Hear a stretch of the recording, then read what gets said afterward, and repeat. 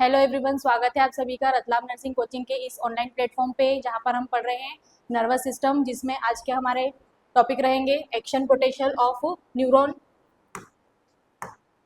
उसके बाद में हम पढ़ेंगे टाइप्स ऑफ न्यूरॉन, कौन कौन सी टाइप की न्यूरॉन होती है, और पढ़ेंगे न्यूरोग्लियल सेल के बारे में, और साथ में देखेंगे हम कवरिंग ऑफ ब्रेन को कवर करने वाली कौन कौन सी लेयर होती है। क्लियर है? तो स्टार्ट करते हैं हम आज की क्लास को। ठीक है, तो फर्स्ट हम देखेंगे एक्शन पोटेंशियल ऑफ न्यूरॉन। ठीक है, अब जो न्यूरॉन होती है वो क्या करती है? एक्शन करती है। ठीक है, न्यूरॉन क्या करती है? एक्शन करती है। ठीक है, तो जो उसका एक्शन होता है उसको अपन क्या बोलते हैं? Action potential of neuron. जैसे कि हमने देखा था प्रीवियस लेक्चर में, जो न्यूरॉन होती है वो क्या होती है? हमारा जो नर्वस सिस्टम होता है एक उसकी स्पेशलाइज्ड सेल होती है। ठीक है, जो क्या करती है? इम्पल्सेस को ट्रांसमिशन करने का या इम्पल्सेस को पहुंचाने का काम करती है। ठीक है, तो अब वो इम्पल्सेस को पहुंचाते कैसे है ना, मतलब कि उसका एक्शन कैसे होता है उसके बारे में हम देखेंगे। मतलब कि कौन से मिनरल्स रहते हैं जो सेल के अंदर जाते हैं और कौन से मिनरल्स रहते हैं जो सेल के बाहर जाते हैं, है ना, उसके कारण क्या होता है उस सेल का एक्शन। तो उसको हम क्या बोलते हैं? Action potential of neuron. ठीक है, तो उसमें हम देखेंगे कि इसमें क्या होता है? 4 फेजेस होते हैं। क्या होते हैं इसमें? 4 फेजेस। ठीक है, फर्स्ट फेज क्या होता है? Resting membrane potential. ठीक है, पहले तो हम नाम देख लेते हैं कि इसमें होता क्या है। ठीक है, फर्स्ट क्या होता है? Resting membrane potential. मतलब हमारी जो सेल रहती है क्या रहती है? वो भी रेस्ट में। सेल क्या कर रही है? अभी रेस्ट कर रही है, तो उसको हम क्या बोल देंगे? Resting potential membrane. मतलब अभी उसमें कुछ भी एक्टिविटी नहीं हो रही है। ठीक है, उसके बाद में सेकेंड फेज में क्या होता है? Action potential. ठीक है, इसमें क्या होता है? एक्शन पोटेंशियल का मतलब क्या होता है कि अब सेल जो रहती है वो क्या होती है? एक्टिव होना स्टार्ट होती है। क्या होती है? एक्टिव होना स्टार्ट होती है। ठीक है, उसके बाद में क्या होता है? डीपोलराइजेशन। क्या होता है उसके बाद में? डीपोलराइजेशन। डीपोलराइजेशन का मतलब क्या होता है कि सेल क्या हो जाती है? एक्टिवेट हो जाती है और क्या करती है? इम्पल्सेस को आगे की तरफ ट्रांसमिट कर देती है ना। तो उस फेज को हम क्या बोलते हैं? डीपोलराइजेशन के नाम से जानते हैं। उसके बाद में क्या होता है? रीपोलराइजेशन। री मतलब क्या? वापस या अगेन, है ना। अब क्या होती है? जो हमारी न्यूरॉन सेल रहती है वो वापस से अपने पहले जैसी स्थिति में आ जाती है, जिसको हम क्या बोलते हैं? रीपोलराइजेशन। क्लियर है इतना? तो ये क्या होती है? हमारी 4 फेजेस होती है एक्शन पोटेंशियल की, कि कैसे इम्पल्सेस आगे गई। ठीक है, तो अब एक एक फेज के बारे में हम देखते हैं। फर्स्ट होता है हमारा रेस्टिंग मेम्ब्रेन पोटेंशियल। ठीक है, तो इसमें क्या होगा? तो इसमें पहले तो हमको देखना है न्यूरॉन।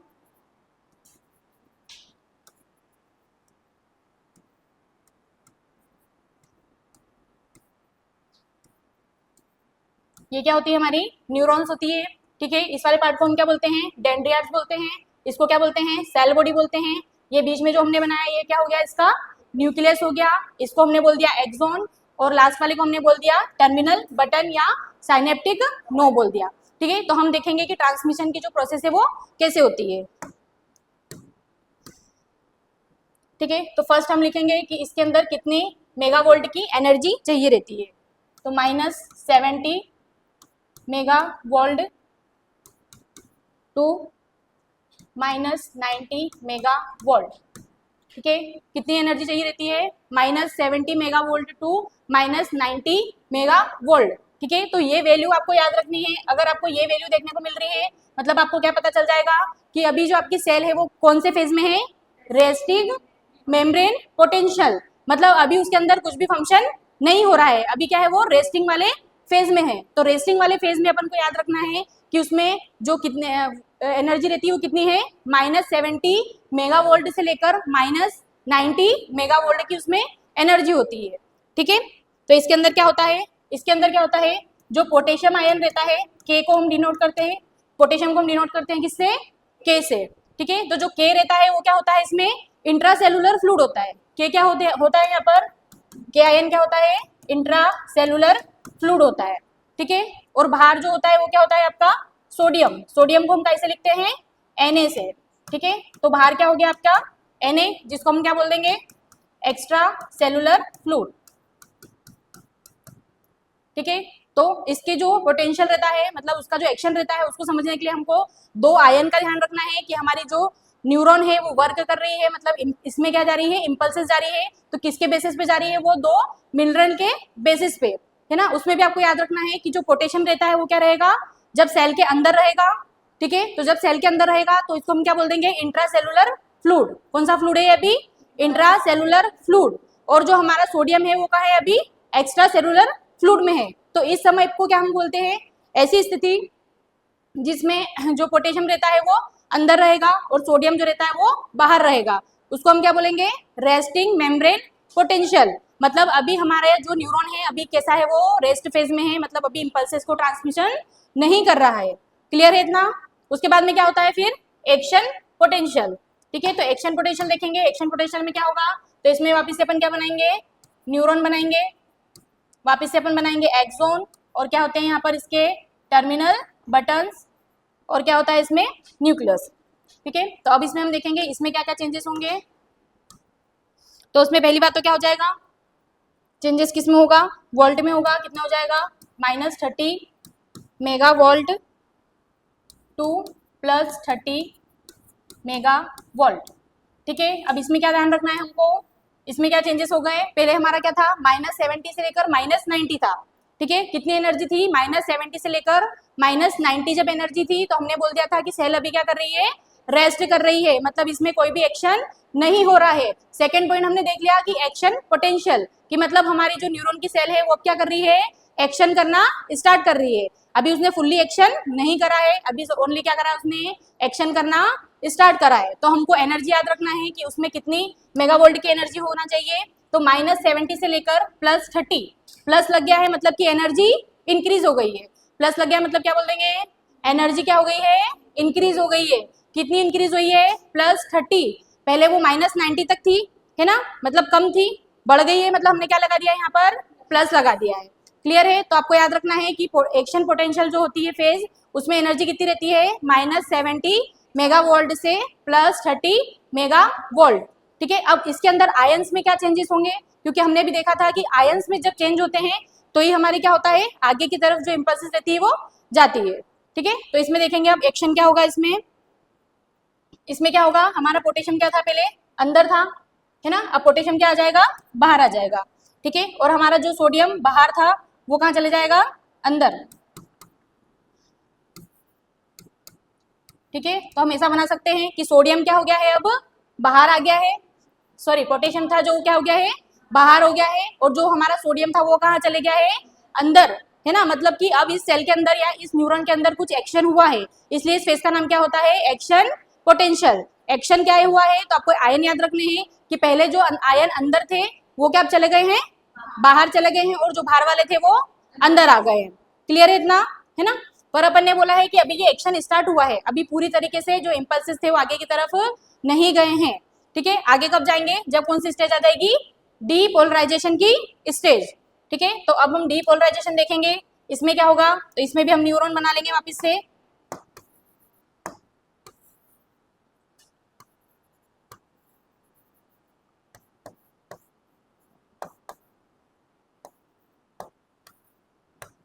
ठीक है, इसमें क्या होगा, तो इसमें क्या होगा, इसमें भी एनर्जी में क्या हो जाएगा, अब चेंजेस होगा। डीपोलराइजेशन जो फेज रहती है इसमें क्या होगी, इंपल्सेस पूरी तरीके से ट्रांसमिट हो जाएगी। ठीक है, तो इसके अंदर क्या होगा, जो हमारा पोटेशियम आयन था वो क्या चले जाएगा, पूरा बाहर चले जाएगा। ठीक है, जो हमारा क्लेपस आयन था वो क्या हो जाएगा, एग्जिट आउट। क्या हो जाएगा, एग्जिट आउट, है ना, मतलब कि जितने भी पोटेशियम आयन उस सेल के अंदर थे वो क्या चले गए, अब फोर्स के कारण बाहर आ गए। तो हमने लिख दिया कि हमारा पोटेशियम क्या हो जाएगा, एग्जिट आउट हो जाएगा। और दूसरा एक्शन क्या होगा इसमें, तो जो हमारा सोडियम था, जितना भी सोडियम बाहर था वो पूरा अंदर चले जाएगा। ठीक है, तो हम यहाँ पे लिख देंगे कि सोडियम क्या कर लेगा, यहाँ पर एंट्री कर लेगा। क्या कर लेगा, एंट्री। ठीक है, अब इसके लिए हम देखेंगे कि कितनी एनर्जी की जरूरत पड़ेगी, है ना, कितने मेगावोल्ट आपको एनर्जी चाहिए जिस कंडीशन में आपके ये आयन पूरी तरीके से चेंज हो जाए। ठीक है, तो एनर्जी लिखेंगे अपन, कितनी हो जाएगी, -72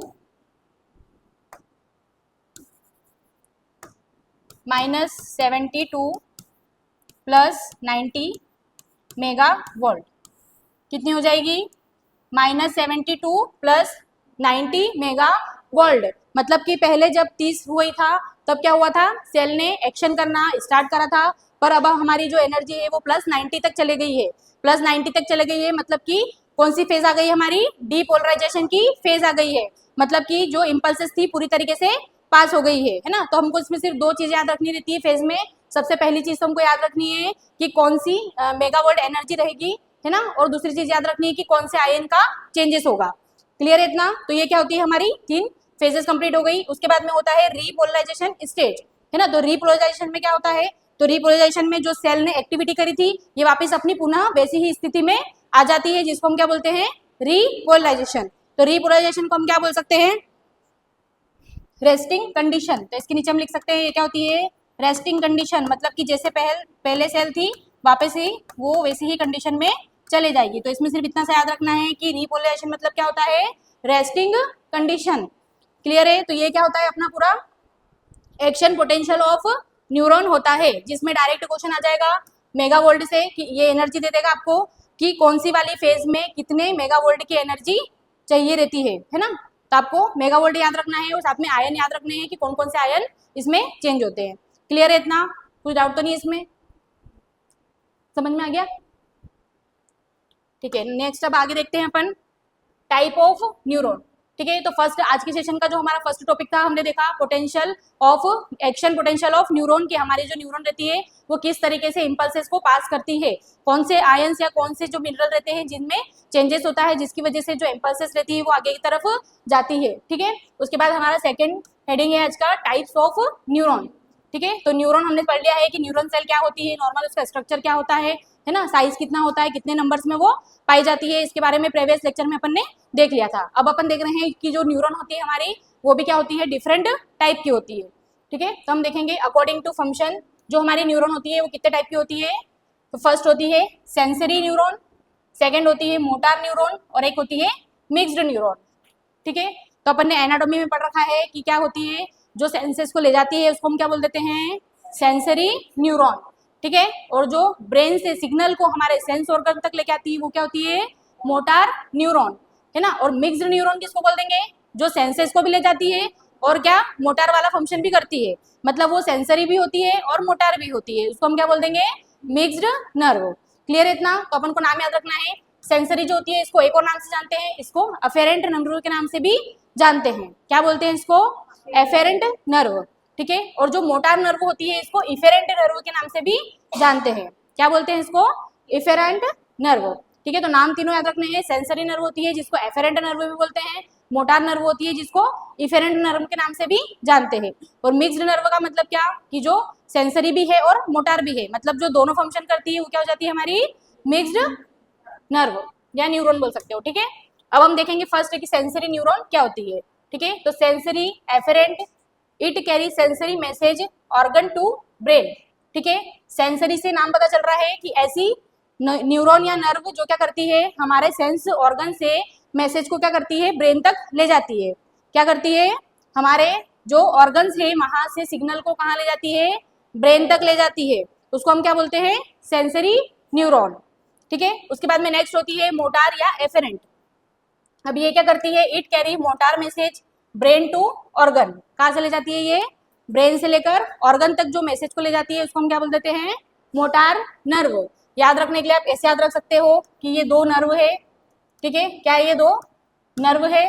ठीक है, जो सेंसरी नर्व होती है ये मैसेज को कहाँ से कहाँ तक ले जा रही है, ऑर्गन से, है ना। तो हमने बोल दिया कि ऊपर क्या हो गया हमारा, ब्रेन हो गया। ठीक है, और नीचे क्या हो गया हमारा, ऑर्गन, है ना। ऑर्गन में भी कौन सा याद रखना है हमको, सेंसरी ऑर्गन।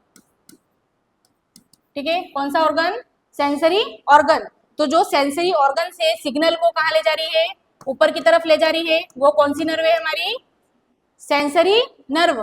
सेंस ऑर्गन से कहाँ ले जा रही है सिग्नल को, ब्रेन तक ले जा रही है। सेंस ऑर्गन कौन कौन से होते हैं हमारे, आईज होती है, ईयर होते हैं, टंग, मतलब यहाँ से जो सिग्नल को ब्रेन तक लेके जा रही है वो क्या है, हमारी सेंसरी नर्व है। ठीक है, अब जो सिग्नल को कहाँ से ला रही है, ब्रेन से लेके आ रही है। ठीक है, ब्रेन से सिग्नल को कहाँ ला रही है, वो हमारे सेंसरी ऑर्गन तक ला रही है, उसको हम क्या बोल देंगे, मोटार नर्व। तो इधर वाली तो हमारी क्या हो गई, सेंसरी नर्व या सेंसरी न्यूरॉन बोल सकते हैं, और ये वाली क्या हो गई हमारी, मोटार न्यूरॉन। ठीक है, क्लियर है? तो ये इमेज बना के भी आप याद रख सकते हो, एरो बना सकते हो, तो एरो से आपको याद रहेगा कि जो ऑर्गन से ब्रेन तक लेके जाती है वो हमारी सेंसरी न्यूरॉन होती है, और जो ब्रेन के सिग्नल को हमारे सेंस ऑर्गन तक लाती है उसी को हम क्या बोलते हैं, मोटार न्यूरॉन। और मिक्स का मतलब क्या होता है, ऐसी न्यूरॉन जिसके अंदर क्या होता है, सेंसरी नर्व भी पाई जाती है और मोटार, मतलब कि जो दोनों फंक्शन को करती है उसको हम क्या बोल देते हैं, मिक्स्ड न्यूरॉन। ठीक है, उसके बाद में इसका एग्जांपल देख लेंगे हम। जो ओल्फैक्टरी नर्व होती है, ठीक है, ओल्फैक्टरी क्या करती है, स्मेल की सेंसेशन देने का काम करती है। ठीक है, तो इसको हम क्या बोल देंगे कि ये कैसी होती है, सेंसरी नर्व होती है। कैसी होती है ये, सेंसरी, मतलब इसका ओनली एक ही वर्क है कि आपने कुछ खाया तो जो उसकी टेस्ट की सेंसेशन है उसको हमारे टंग से लेकर कहाँ तक लेके जाना, ब्रेन तक लेके जाना, मतलब कि ये सिर्फ क्या कर रही है, सिग्नल को पहुंचाने का काम कर रही है ना। तो इसको हमने क्या बोल दिया कि ओल्फैक्टरी नर्व जो होता है हमारा एग्जांपल होता है किसका, सेंसरी न्यूरॉन का। क्लियर है इतना। उसके बाद में है मोटार या एफेरेंट। ठीक है, तो इसको हम बोल सकते हैं ओकुलोमोटार। ठीक है, इसका एग्जांपल क्या हो सकता है मोटार का, ओक्यूलोमोटार। अब ओक्यूलोमोटार जो रिलेटेड है वो किससे रिलेटेड होती है, आई के मूवमेंट से। किससे रिलेटेड होती है, आई के मूवमेंट से। तो ओकुलोमोटार को हम बोल सकते हैं आई का मूवमेंट किससे होता है। अब ऐसा तो नहीं है कि इंपल्सेस आ रही है आपकी आई में तो ये आई मूवमेंट कर रही है, ऐसा कुछ है क्या, नहीं है ना। तो आई हमारी जो मूवमेंट कर रही है, सिग्नल कहाँ से मिल रहा है उसको, ब्रेन से। तो ऐसा सिग्नल जो कहाँ से आ रहा है, ब्रेन से लेकर हमारे सेंसरी ऑर्गन तक आ रहा है, उसको हम क्या बोल देंगे, मोटार नर्व। तो क्लियर है। तो एग्जांपल क्या हो जाएगा हमारा कि जो ओकुलोमोटार नर्व होती है वो कैसी होती है, मोटार नर्व होती है। दूसरी बात, इसमें मोटार वर्ड भी लगा है तो उससे भी आप याद रख सकते हो। क्लियर है इतना। उसके बाद में होती है mixed, contain both sensory and mortar neuron. ठीक है, मिक्स्ड का मतलब क्या, जिसमें सेंसरी न्यूरॉन भी है और कौन सी न्यूरॉन भी है, मोटार न्यूरॉन भी प्रेजेंट है। ठीक है, तो इसका एग्जाम्पल क्या याद रखना है अपन को, स्पाइनल नर्व। अब हमारी जो स्पाइन होती है पूरी, है ना, उसमें क्या पाई जाती है, डिफरेंट टाइप की नर्व पाई जाती है। हमने पढ़ा था कितनी होती है, 31 पैर होता है। ठीक है, 31 पैर बोले तो अपन कितनी बोल सकते हैं, 62 स्पाइनल नर्व होती है। क्रेनियल नर्व कितनी होती है, क्रेनियल नर्व कितनी पड़ी थी, 12 पेयर ऑफ क्रेनियल नर्व होती है। स्पाइनल नर्व कितनी होती है, 31 पेयर होती है। टोटल बोलेंगे तो 62। क्लियर है। तो उसे हमको याद रखना है कि जो हमारी स्पाइनल नर्व होती है जो संख्या में कितनी होती है, टोटल 62 होती है। ये किस टाइप की होती है, मिक्स्ड टाइप की होती है ना, मतलब इसमें दोनों न्यूरॉन पाए जाते हैं, सिग्नल को लेकर भी आती है ब्रेन से और सेंसरी ऑर्गन से, हमारे जो पेरिफेरल ऑर्गन से, पार्ट से, इनसे सिग्नल को ब्रेन तक लेकर भी जाती है। ठीक है, तो हम क्या बोल सकते हैं कि हमारे जो स्पाइनल नर्व होती है ये कैसी होती है, मिक्स्ड नर्व होती है। क्लियर है इतना। उसके अलावा एक और होती है ट्राइजेमिनल नर्व। कौन सी होती है, ट्राइजेमिनल नर्व, जो क्या होती है हमारी 5th नंबर की क्रेनियल नर्व होती है। कौन सी होती है, 5th नंबर की क्रेनियल नर्व होती है, जो क्या करती है, फेस को सेंसेशन देने का काम करती है ना। क्या करती है ये, फेस सेंसेशन। हमारे फेस पे सेंसेशन हो रही है, हमको पेन का पता चल रहा है, टेम्परेचर का पता चल रहा है, टच का पता चल रहा है ना, ये सारी जो इंपल्सेस देने का काम कर रहा है, कौन कर रहा है ये, ट्राइजेमिनल नर्व। ठीक है, तो आपको याद रखना है कि जो ट्राइजेमिनल नर्व होती है क्या करती है, फेस की सेंसेशन जो रहती है ब्रेन तक भी ले जाती है, और ब्रेन से जो सिग्नल रहते हैं वो भी हमारे जो मैंडिबल रहता है ना, मूवमेंट इसका, वो भी किसकी वजह से होता है, ट्राइजेमिनल नर्व। तो हम बोल सकते हैं कि ये सेंसेशन को भी ले जाती है और साथ में जो हमारा ब्रेन रहता है वहां से सिग्नल को लेकर आती है, जिसकी वजह से हम क्या करते हैं, हमारा जो मैंडिबल है उसको हम क्या कर पाते हैं, मूवमेंट कर पाते हैं। ठीक है, तो इसके दो फंक्शन होते हैं, एक तो फेस को क्या करवाना, सेंसेशन करवाना, दूसरा क्या करवाना, मूवमेंट करवाना, या बोल सकते हैं अपन क्या, चेविंग करवाने में हेल्प करती है। ठीक है, क्या बोलते हैं हम चेविंग को, मास्टिकेशन। ठीक है, तो ये दोनों फंक्शन करती है, सेंसेशन भी पहुंचा रही है और साथ में क्या करवा रही है, मूवमेंट भी करवा रही है, मतलब ब्रेन से सिग्नल को भी लेके आती है, इसलिए हम इसको क्या बोलते हैं, ये कैसी होती है, मिक्स्ड नर्व होती है। क्लियर है। तो ये अपने क्या होते हैं, जो टाइप होते हैं न्यूरॉन के, है ना, जिसमें अपन ने पढ़ा क्या क्या, सेंसरी न्यूरॉन पढ़ा, उसके बाद में हमने क्या देखा, मोटार न्यूरॉन, और लास्ट में हमने क्या देखा, मिक्स्ड न्यूरॉन। तो तीनों के एग्जांपल अपन को याद रखना है कि किसको क्या बोलते हैं। इसके बाद अगर अपन आगे पढ़ेंगे तो सारी नर्व जो रहती है उसके बारे में पढ़ेंगे, तो उससे आपको मतलब क्लियर हो जाएगा कि कौन कौन सी नर्व जो रहती है सेंसरी होती है, कौन सी मोटार होती है और कौन सी मिक्स्ड। यहाँ पर अपन ओनली टाइप देख रहे हैं कि कितने टाइप की अलग अलग होती है, इसलिए अपन ने एक एक एग्जाम्पल इसका यहाँ पर देखा है। क्लियर है इतना। ठीक है, आगे देखते हैं हम इसके नेक्स्ट। अब हम देखते हैं न्यूरोग्लियल सेल। ठीक है, हमने पढ़ा था कि हमारा जो नर्वस सिस्टम होता है, कौन सा सिस्टम, नर्वस सिस्टम। ठीक है, हमारा जो नर्वस सिस्टम होता है, हमने फर्स्ट लेक्चर में ही पढ़ा था कि नर्वस सिस्टम जो रहता है वो मिलकर बना होता है, कितनी सेल से, 2 सेल से मिलकर बना होता है। कौन कौन सी सेल होती है, फर्स्ट होती है हमारी न्यूरॉन सेल, और सेकेंड कौन सी होती है, न्यूरोग्लियल सेल। ठीक है, क्या पढ़ा था हमने कि जो नर्वस सिस्टम रहता है वो दो सेलों से मिलकर बना होता है, जिसमें फर्स्ट होती है न्यूरल सेल और सेकंड कौन सी होती है, न्यूरोग्लियल सेल, है ना। तो हमने न्यूरॉन जो सेल रहती है इसके बारे में यहाँ तक अभी तक हम जो पढ़ रहे थे, किसके बारे में पढ़ रहे थे, न्यूरॉन सेल के बारे में। इसका पूरा स्ट्रक्चर देखा हमने, टाइप देख लिए, एक्शन कैसे करती है वो भी देख लिए, इसकी खास विशेषता क्या क्या होती है वो सब चीजें हमने डिस्कस कर ली है। ठीक है, इसके बाद हम स्टार्ट कर रहे हैं अब कहाँ से, न्यूरोग्लियल सेल से। ठीक है, तो न्यूरॉन यहाँ पर अपना कंप्लीट है। अब आप क्या देख रहे हैं, हमारा जो नर्वस सिस्टम होता है इसमें एक और टाइप की सेल पाई जाती है जिसको हम क्या बोलते हैं, न्यूरोग्लियल सेल। तो उसके बारे में हम अब पढ़ेंगे। ठीक है, तो न्यूरोग्लियल जो सेल होती है, फर्स्ट न्यूरोग्लियल सेल को हम क्या बोलते हैं, ग्लियल सेल के नाम से भी जानते हैं। ठीक है, अब जो न्यूरोग्लियल सेल है ये क्या होती है, हमारी जो न्यूरॉन सेल है उसकी सपोर्टिंग सेल होती है। क्या होती है, न्यूरॉन की सपोर्टिंग सेल। क्योंकि हमने पढ़ा था कि जो न्यूरॉन होती है उसके अंदर सेंट्रोमियर प्रेजेंट नहीं रहता है, मतलब ये डिवाइड नहीं हो सकती है ना। तो अब उसको सपोर्ट करने के लिए भी कोई स्पेशल टाइप की सेल चाहिए। ठीक है, क्योंकि वो तो डिवाइड हो ही नहीं सकती है, मतलब कि अगर किसी कारण से डैमेज हो जाती है तो ब्रेन पूरी तरीके से क्या हो जाएगा, डेथ हो जाएगा। ठीक है, तो क्या बनाया गया है, उसके लिए एक सपोर्टिंग सेल है। ठीक है, जिसको हम क्या बोलते हैं, न्यूरोग्लियल सेल। इसका मेन काम क्या है, सपोर्ट करना। जैसे मान लो ये आपकी क्या है, न्यूरॉन है ना, जैसे हम मान लेते हैं ये सारी क्या है आपकी न्यूरॉन सेल्स है। ठीक है, तो अब जो न्यूरोग्लियल सेल रहती है ये कैसे पाई जाती है, तो इसको हम बोल देंगे कि हमारी जो न्यूरॉन रहती है ये क्या करती है, इसको सपोर्ट करने का काम करती है ना। मतलब हमने बोल दिया कि जितनी हमारी न्यूरॉन सेल थी उससे भी अधिक संख्या में क्या पाई जाती है, न्यूरोग्लियल सेल पाई जाती है। क्योंकि इसको क्या करना है, न्यूरॉन को सपोर्ट करना है। ठीक है, क्योंकि न्यूरॉन क्या है, हमारी ऐसा स्ट्रक्चर है जो डिवाइड नहीं हो सकता है, तो उसको सपोर्ट करने के लिए क्या चाहिए, हमको एक सेल चाहिए। तो जो ये सपोर्ट कर रही है इसको हमने क्या बोल दिया, न्यूरोग्लियल सेल। ठीक है, तो इसको जो सपोर्ट करती है वो क्या हो जाती है, हमारी न्यूरोग्लियल सेल। ठीक है, तो हम इसको बोल देंगे ये क्या है, हमारी न्यूरॉन सेल है, और जो सपोर्ट कर रही है वो कौन सी है, न्यूरोग्लियल सेल। ठीक है, क्लियर है यहाँ तक कि न्यूरॉन सेल क्या है और न्यूरोग्लियल सेल क्या है, दोनों डिफरेंट है, दोनों को मिक्स नहीं करना है ना। न्यूरॉन सेल पूरी अलग है और न्यूरोग्लियल सेल पूरी अलग है। न्यूरॉन सेल तो जो होती है हमारी मेन सेल होती है ना, जो डिवाइड नहीं हो सकती है। न्यूरोग्लियल सेल से याद रखना है कि ये क्या होती है, सपोर्टिंग सेल होती है। ये जो हमारा न्यूरॉन होता है उसको सपोर्ट करने का काम करती है। ठीक है, तो हम देखेंगे कि न्यूरल सेल जो होती है इसको हम क्या बोलते हैं, ग्लियल सेल के नाम से भी जानते हैं। कौन सी सेल बोलते हैं इसको, ग्लियल सेल के नाम से भी जानते हैं। साथ में हम बोल सकते हैं इसको सपोर्टिंग सेल। क्या बोलते हैं हम इसको, सपोर्टिंग सेल। तो सपोर्टिंग सेल क्यों बोलते हैं, बता दिया यहाँ पर मैंने, क्यों ये क्या करती है, न्यूरॉन को सपोर्ट करने का काम करती है। ठीक है, और इसके अलावा इसको क्या बोलते हैं अपन, ग्लियास।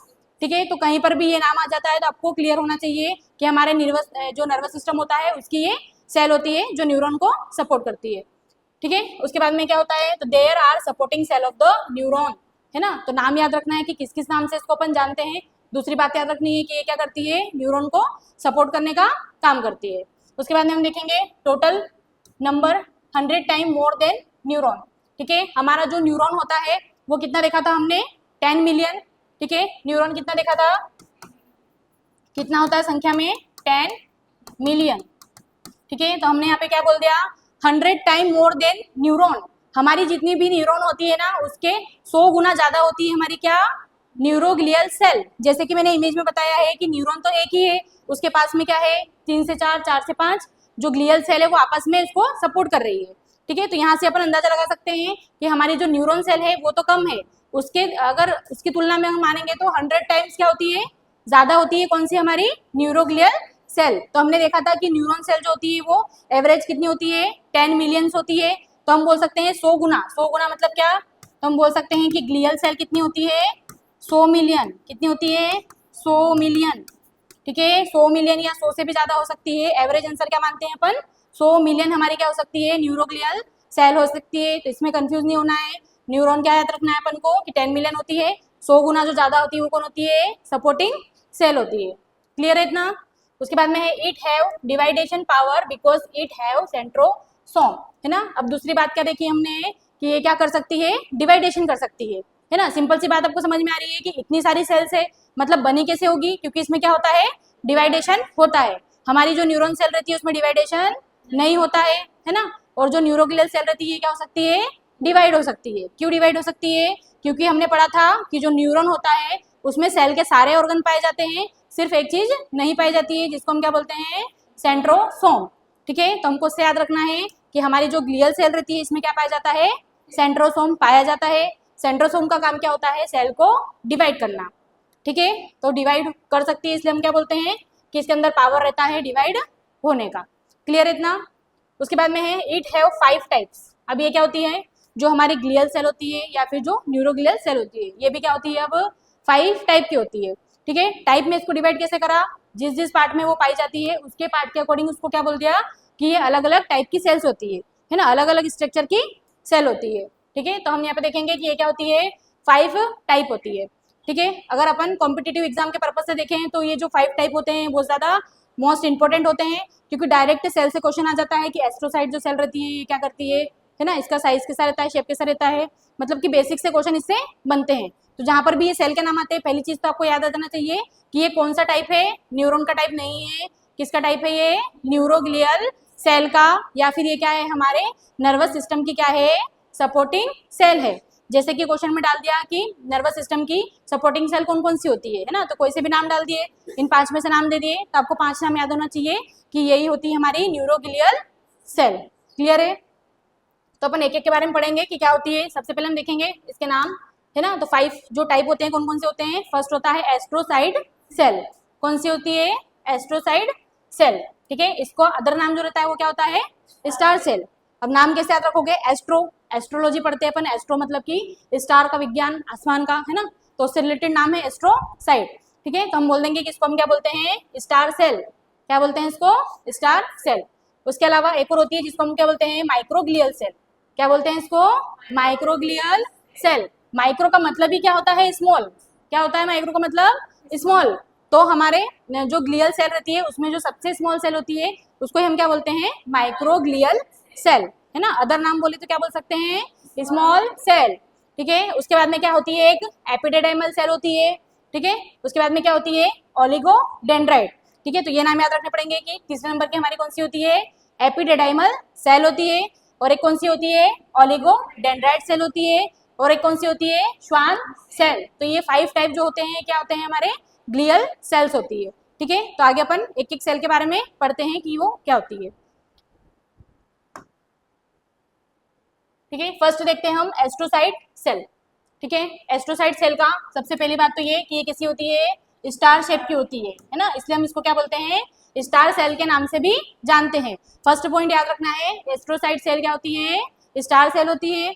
दूसरा क्या होती है? ये लार्जेस्ट न्यूरोग्लियल सेल होती है। क्या होती है ये? Largest neuroglial cell. 5 टाइप के अपन ने देखे हैं, 5 में से अगर यूं बोले कि सबसे बड़ी सेल कौन सी होगी, सबसे बड़ी न्यूरोग्लियल सेल कौन सी होगी, तो हम क्या बोलेंगे? Astrocyte cell. कैसे याद रखेंगे? स्टार बहुत सारे होते हैं, बहुत बड़े होते हैं, आसमान बहुत बड़ा है, उससे याद रख लो कि हमारी जो एस्ट्रोसाइट सेल थी वो क्या होती है? सबसे बड़ी होती है या सबसे लार्जेस्ट होती है। ठीक है, तो दोनों पॉइंट आपको एस्ट्रो वर्ड से ही याद हो जाएंगे। क्लियर है इतना? उसके बाद में highest in number neuroglial cell. ठीक है, हाईएस्ट इन नंबर मतलब हमारी जो 5 टाइप की न्यूरोग्लियल सेल है सबसे ज्यादा अमाउंट में या सबसे ज्यादा नंबर में कौन से पाई जाती है? स्टार सेल ही पाई जाती है। तो हमको याद रखना है कि ये लार्जेस्ट न्यूरोग्लियल सेल भी है, साथ में ये सबसे अधिक संख्या में भी पाई जाती है। क्लियर है इतना? उसके बाद में प्रोवाइड ग्लूकोज टू न्यूरॉन। अब ये क्या करती है? न्यूरॉन जो हमारी होती है उसको ग्लूकोज देने का काम करती है, मतलब कि मेन जो एनर्जी का सोर्स है हमारे न्यूरॉन के लिए वो कौन है? हमारी एस्ट्रोसाइट सेल। सपोर्ट अपन ने बोला है कि ग्लियल सेल जो है वो सपोर्ट करने का काम करती है। सपोर्ट कैसे कर रही है? वो एनर्जी देके, उसको प्रोटेक्शन देके, है ना, मतलब उसको एक तरीके से बचा रही है। कैसे बचा रही है? ग्लूकोज प्रोवाइड करके, क्योंकि जब तक ये ग्लूकोज प्रोवाइड नहीं करेगी तो हमारे न्यूरॉन में क्या नहीं रहेगा? जो एनर्जी रहती है वो नहीं होगी और इम्पल्सेस का ट्रांसमिशन नहीं हो पाएगा। ठीक है, तो ये क्या करती है? प्रोवाइड करती है ग्लूकोज टू न्यूरॉन। क्या करती है? ग्लूकोज को प्रोवाइड करती है। ठीक है, आगे क्या है? It is a primary phagocytic cell of central nervous system. हमारा जो सेंट्रल नर्वस सिस्टम होता है जिसको हम डिनोट करते हैं CNS से, है ना, उसके लिए ये क्या होती है? प्राइमरी फेगोसाइटिक सेल होती है। क्या होती है? प्राइमरी फेगोसाइटिक सेल होती है। किसके लिए? हमारे central nervous system. Central nervous system में क्या आता है? ब्रेन आता है और क्या आता है? स्पाइनल कॉर्ड आता है। ठीक है, तो हम बोल सकते हैं कि हमारा जो सेंट्रल नर्वस सिस्टम है जो ब्रेन और स्पाइनल कॉर्ड से मिलकर बना है, उसके लिए ये क्या करती है, फेगोसाइटिस की तरह काम करती है। कौन सा फेगोसाइटिस? प्राइमरी फेगोसाइटिस। मतलब कि अगर कोई भी फॉरेजन पार्टिकल इस सेल के पास आता है तो ये क्या कर देगी, उसको डिस्कार्ड कर देगी या फिर उसको क्या कर देगी, खा लेती है, जिसको हम बोल देते हैं क्या, फेगोसाइटिस। फेगोसाइटिस मतलब क्या कर देना, उस फॉरेजन पार्टिकल को डिस्कनेक्ट कर देना या फिर उसको क्या कर देना, डिस्कार्ड कर देना। ठीक है, तो ये क्या करती है, हमारे जो सेंट्रल नर्वस सिस्टम है उसमें फेगोसाइटिस की तरह काम करती है ना। या फिर हम बोल सकते हैं कि अगर हमारे ब्रेन में या स्पाइनल कॉर्ड में, है ना, अगर कोई फॉरेजन पार्टिकल आ जाता है ना, इंजरी के कारण, इन्फेक्शन के कारण, डिसीज के कारण अगर क्या हो जाता है, ब्रेन और स्पाइनल कॉर्ड में क्या आ जाता है, फॉरेजन पार्टिकल आ जाता है, तो उस फॉरेजन पार्टिकल को जो अटैक करेगी, है ना, मतलब कि मारेगी या फेगोसाइटिस इसका काम करेगी, वो कौन सी सेल करेगी, तो हम क्या बोल देंगे, एस्ट्रोसाइट सेल। एस्ट्रोसाइट सेल क्या करती है, एक तरीके से हमारे सेंट्रल नर्वस सिस्टम की क्या करती है, रक्षा करती है। क्या करती है, रक्षा करती है ना, इसलिए हम इसको क्या बोलते हैं, primary phagocytic cell of central nervous system. Clear हुआ ये पॉइंट? उसके बाद में अपन आगे देखते हैं, it is a secondary phagocytic cell of peripheral nervous system. ठीक है, पेरिफेरल नर्वस सिस्टम को हम डिनोट करते हैं कैसे, PNS से। ठीक है, तो हमने बोल दिया कि ये क्या करती है, सेकेंडरी फेगोसाइटिक सेल होती है, किसके लिए, पेरिफेरल नर्वस सिस्टम के लिए। अब पेरिफेरल नर्वस सिस्टम में हमने पढ़ा था क्या क्या होता है, तो इसके अंदर नर्व होती है ना, cranial nerve and spinal nerves होती है पूरी, तो वो क्या हो जाता है, हमारा पेरिफेरल नर्वस सिस्टम हो जाता है।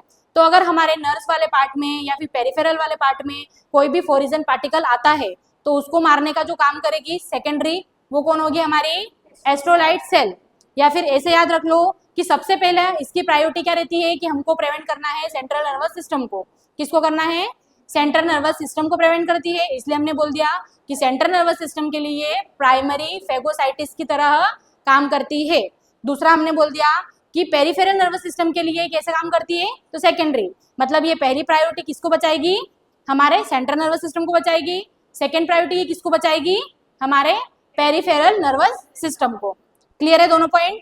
तो डायरेक्ट इससे बहुत बार क्वेश्चन आए हुए हैं कि सेंट्रल नर्वस सिस्टम के लिए फेगोसाइटिस इस तरह कौन सी सेल काम करती है ना, तो हम क्या बोल देंगे, एस्ट्रोसाइड सेल काम करती है। क्लियर है इतना? उसके बाद में है, it form blood brain barrier. ये क्या करती है, हमने बहुत बार पढ़ रखा है कि हमारा जो ब्रेन होता है वहां पर क्या पाया जाता है, एक बैरियर पाया जाता है ना, ताकि जो डायरेक्टली कोई इन्फेक्शन रहता है या फिर कोई भी इंजरी रहती है या फिर कोई भी ड्रग्स रहते हैं जो अपन मेडिसिन ले रहे हैं, ये सब हमारे ब्रेन तक डायरेक्ट ना जाए, उसके लिए क्या पाया जाता है, एक बैरियर, है ना। अब बैरियर कुछ नहीं है, एक मेम्ब्रेन या झिल्ली होती है जो कवर करके रखती है हमारे ब्रेन को। ठीक है, तो उसको हमने क्या बोल दिया, ब्लड ब्रेन बैरियर। मतलब ब्लड के बीच में और ब्रेन के बीच में क्या करती है, बैरियर बनाने का काम करती है, ताकि हमारे जो ब्लड के अंदर पार्टिकल है वो डायरेक्ट हमारे ब्रेन के अंदर ना जाए। ठीक है, उसी को हम क्या बोलते हैं, ब्लड ब्रेन बैरियर, जिसके बारे में हम आगे बात करेंगे कि ब्लड ब्रेन बैरियर क्या होता है। ठीक है, तो ब्लड ब्रेन बैरियर को क्या करती है, बनाने का भी काम जो करती है वो कौन होती है, हमारी एस्ट्रोसाइड सेल। क्लियर है? अब एस्ट्रो से इतना याद रख लो कि एस्ट्रो मतलब स्टार है, स्टार है मतलब कि सारे बड़े बड़े जो काम रहते हैं, है ना, हमारे, वो कौन कर रही है, हमारी एस्ट्रोसाइड सेल। क्लियर है इतना? तो ये होता है हमारा एस्ट्रोसाइड सेल कंप्लीट। उसके बाद में नेक्स्ट आगे देखते हैं हम अब माइक्रोग्लियल सेल। ठीक है, सेकेंड टाइप की जो हमारी ग्लियल सेल होती है वो कौन सी होती है, माइक्रोग्लियल सेल होती है। ठीक है, माइक्रो से हमने बोला था कि इसको याद कैसे रखेंगे, माइक्रो मतलब स्मॉल और सेल, है ना, जो हमारे नर्वस सिस्टम की ग्लियल सेल होती है उसमें सबसे छोटी या सबसे स्मॉल सेल जो होती है इसको हम क्या बोलते हैं, माइक्रोग्लियल सेल के नाम से जानते हैं। ठीक है, तो ये क्या होती है, there are smallest cell of neuroglial cell. तो हमारी फर्स्ट लाइन तो यही होगी कि ये क्या होती है, हमारी जो न्यूरोग्लियल सेल होती है उनमें सबसे छोटी सेल होती है। ठीक है, उसके बाद में है इसका फंक्शन कि ये क्या काम करती है, तो ये क्या करेगी, it is a primary phagocytic cell of PNS and secondary phagocytes of CNS। क्या देखा हमने कि ये क्या होती है, प्राइमरी फेगोसाइटिस का काम करती है किसमें, PNS में, और सेकेंडरी काम करती है किसमें, CNS। मतलब हमने जो एस्ट्रोसाइट पढ़ा था उसका क्या हो गया, यहाँ पर पूरा अपोजिट हो गया है ना। उसमें जो प्राइमरी बचाने का काम कर रही थी CNS को, वो कौन कर रही थी, एस्ट्रोसाइट सेल कर रही थी, है ना। अब जो हमारा PNS रहता है इसको प्राइमरी जो बचाने का काम करेगी वो उनकी हो जाएगी अपनी माइक्रोग्लियल सेल। ठीक है, और सेकेंडरी किसको बचाएगी, ये सीएनएस को। मतलब हम बोल सकते हैं कि माइक्रोग्लियल सेल की फर्स्ट प्रायोरिटी कौन रहेगा, पीएनएस, पेरिफेरल नर्वस सिस्टम। पहले ये इसको बचाएगी, उसके बाद किसको बचाएगी, ये सेंट्रल नर्वस सिस्टम बचाएगी, मतलब कि क्या करेगी, सपोर्ट करेगी। ठीक है, तो पहले किसको बचाएगी, ये पेरिफेरल नर्वस सिस्टम को बचाएगी, उसके बाद किसको प्रायोरिटी देगी, ये सेंट्रल नर्वस सिस्टम को। तो इसमें अपन को कोई भी डाउट नहीं रखना है, बस याद करना है इसे कि एस्ट्रोसाइट जो है वो सबसे बड़ी है, लार्जेस्ट है और ज्यादा अमाउंट में है। तो ज्यादा अमाउंट में है तो मेन चीज क्या है, अपना ब्रेन एंड स्पाइनल कोड। तो उसको प्राइमरी बचाने का काम कौन कर लेगी, एस्ट्रोसाइट, है ना। और जो पीएनएस को प्राइमरी बचाएगी वो कौन सी हो गई, माइक्रो, है ना। और जो सीएनएस को सेकेंडरी बचाएगी वो कौन सी हो जाएगी, सीएनएस। क्लियर है इतना। उसके बाद में primary phagocytic cell of CNS. ठीक है, तो अब अपन क्वेश्चन देख लेते हैं, जो जो हमने अभी पढ़ा उससे रिलेटेड ही यहाँ पर क्वेश्चन है। ठीक है, तो फर्स्ट क्या क्वेश्चन है अपना, primary phagocytic cell of CNS. तो आंसर बताओ इसका क्या होगा, कि जो प्राइमरी फेगोसाइटिस की तरह काम करती है सीएनएस में, वो कौन सी सेल होती है, एस्ट्रोसाइट सेल। तो यहाँ पर हमारा आंसर क्या हो जाएगा, एस्ट्रोसाइट सेल्स। क्लियर है कि क्वेश्चन कैसा आएगा। उसके बाद में सेकंड क्वेश्चन आ सकता है कि primary phagocytic cell of PNS. PNS को कौन प्रिवेंट करेगा पहले, तो आंसर क्या हो जाएगा अपना, माइक्रोग्लियल सेल। ठीक है, उसके बाद में क्वेश्चन है अपना secondary phagocytic cell of CNS. Secondary phagocytic cell CNS की कौन सी होती है, तो हम क्या बोलेंगे, कौन सी होती है, माइक्रो, क्योंकि प्राइमरी तो हमने देख लिया कि एस्ट्रोसाइट है, तो सेकेंडरी कौन सी बोल देंगे हम, माइक्रोग्लियल सेल। उसके बाद में है secondary phagocytic cell of PNS. PNS के लिए सेकेंडरी फेगोसाइटिक सेल कौन सी होगी, कौन सी होगी, एस्ट्रोसाइट सेल, क्योंकि प्राइमरी तो ये ब्रेन को बचा रही थी, मतलब सीएनएस को बचा रही थी, और सेकेंडरी किसको बचा रही थी, ये हमारे पेरिफेरल नर्वस सिस्टम को।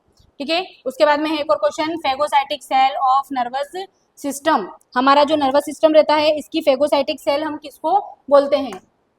ठीक है, अब क्वेश्चन क्या बोल रहा है, ये चार क्वेश्चन तो अपन ने जो भी पढ़ा दोनों सेल उससे रिलेटेड थे, चारों क्वेश्चन क्लियर है ना। उसके बाद में देखा हमने जो फेगोसाइटिक सेल होती है हमारे नर्वस सिस्टम की, या हम बोलते हैं नर्वस सिस्टम की आर्मी। क्या बोलते हैं, नर्वस सिस्टम की आर्मी। तो नर्वस सिस्टम की जो हमारी आर्मी होती है वो क्या होती है, माइक्रोग्लियल सेल, माइक्रोग्लियल सेल।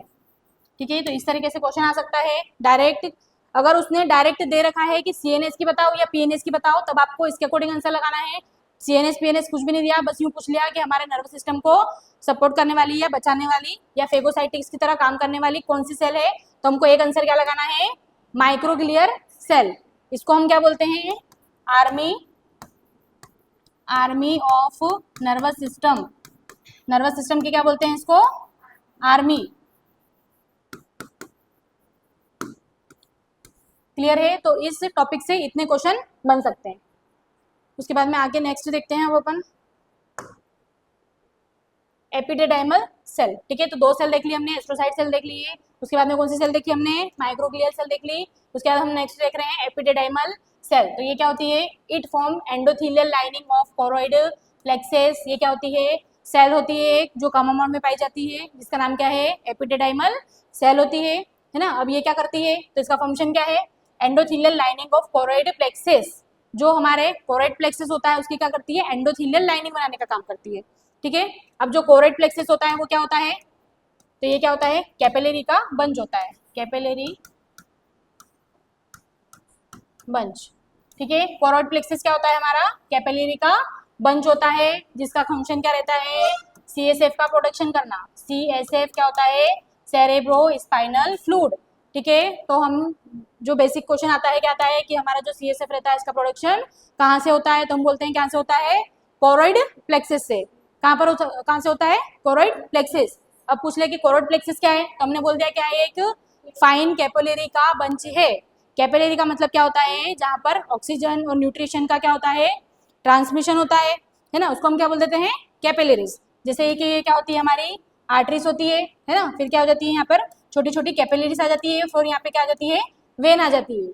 ठीक है, क्या होती है, ये आर्टरी होती है ना, जिसमें क्या जाता है, ऑक्सीजनेटेड ब्लड जाता है। ठीक है, यहाँ पर हमारी क्या हो जाती है, कैपिलरीज, और यहाँ पर क्या हो जाती है, वेन।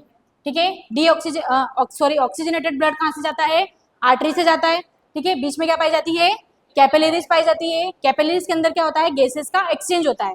हमारे जो भी टिश्यूज है, सेल्स है ना, तो यहाँ से कैपिलरी के द्वारा क्या होता है, एब्जॉर्प्शन हो जाता है किसका, जो भी हमारा ऑक्सीजन और न्यूट्रिएंट है वो काई में आ जाता है, हमारी सेल्स में आ जाता है ना। और बाकी जो डीऑक्सीजनेटेड ब्लड बच जाता है वो काई में चले जाता है, वेन में, है ना।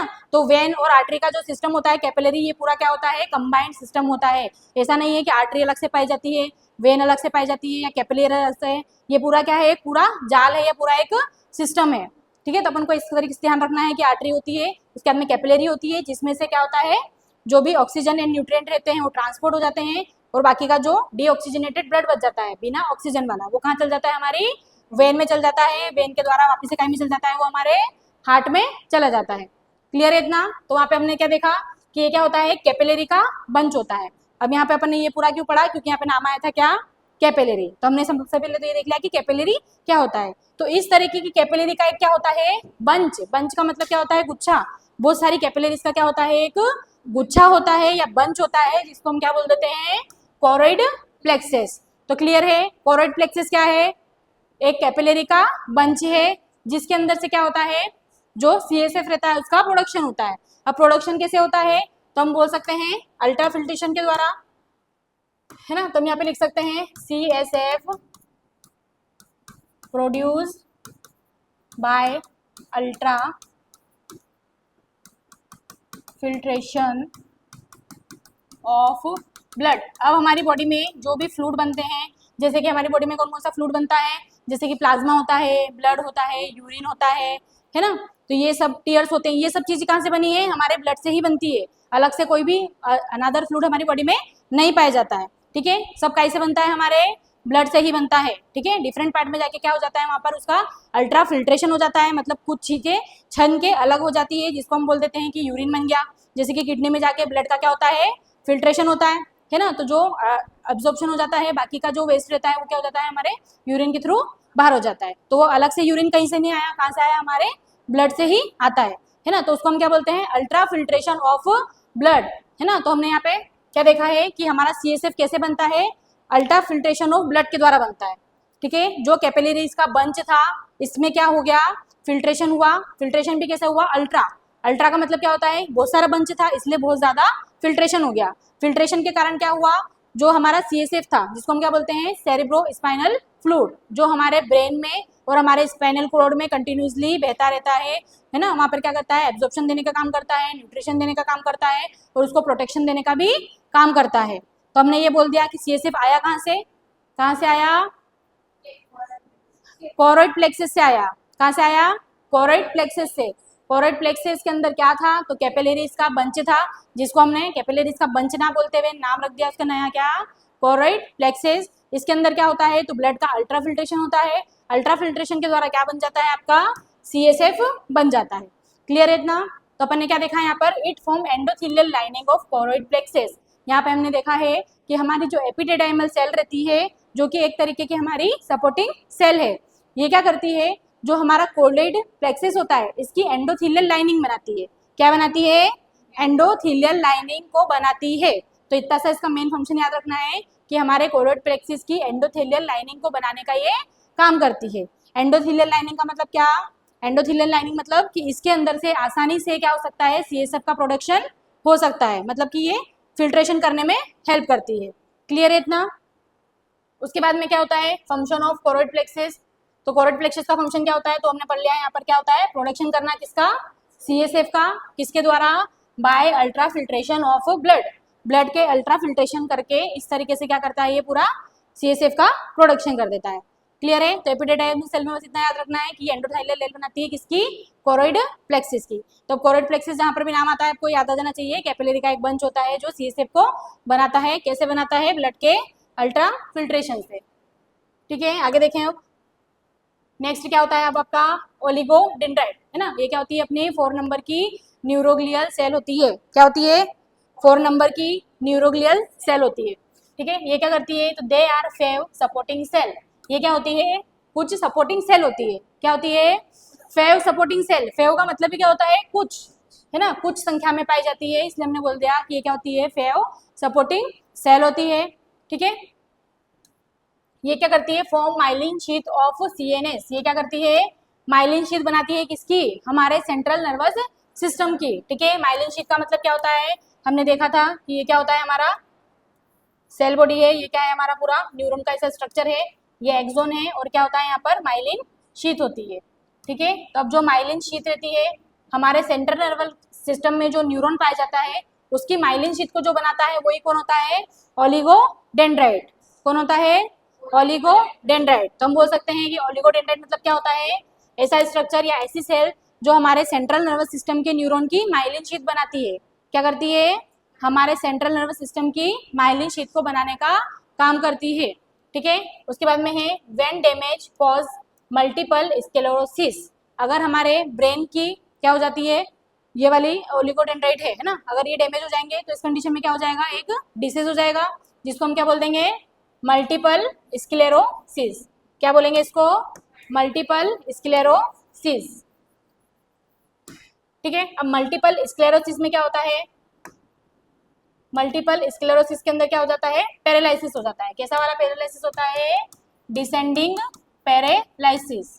ठीक है, पैरालिसिस का मतलब क्या होता है, इंपल्सिस नहीं जाएगी, बॉडी का पार्ट मूवमेंट नहीं करेगा, उसको हम क्या बोल देते हैं, पैरालिसिस। ठीक है, पैरालिसिस में भी अपन ने देखा है कौन सा टाइप का होता है, डिसेंडिंग पैरालिसिस होता है। ठीक है, डिसेंडिंग का मतलब क्या होता है, नीचे जाना, तो ऊपर से नीचे की तरफ जो पैरालिसिस जा रहा है उसको हमने क्या बोल दिया है, डिसेंडिंग।